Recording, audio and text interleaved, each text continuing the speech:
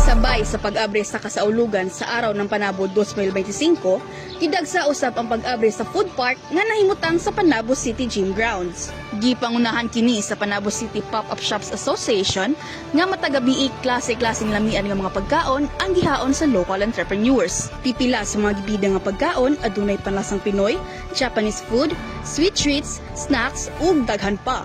Matod pa niya Matutes nga gikan pa Santo Tomas, usa sa mga medayo sa food park, nga dili na niya kinahanglan pa nga moadtog layo kay ana-ana sa usa ka lugar ang mga lamian nga kananan. Ikapila na ko sig balik-balik diri na food park because affordable ra pod ang mga foods na naa diri, bagay sa naga-budget sama na ako. And then lingaw siya, hugyaw kaayo kay na siya pa events, napod siya kanang paraffle pod ang events makainganyo og mga crowd. Gawa sa food stalls, ang food park naghatag sa bugkalingawan matagabii sama sa live performances. Adunay pagpasunggay sa pagkanta, pagtugtog og instrumento, magic show ug uban pa. Kini nga aktibidades dili lang naghatag og kalingawan, busa naghatag sa bugdugang atraksyon sa syudad. At tangi ang pagbalik sa Panabo Food Park alang sa sulod nga kasadya sa lokal nga pinunghanan. Let's continue to support local. Kauban sa kamera si Louie Panagsagan.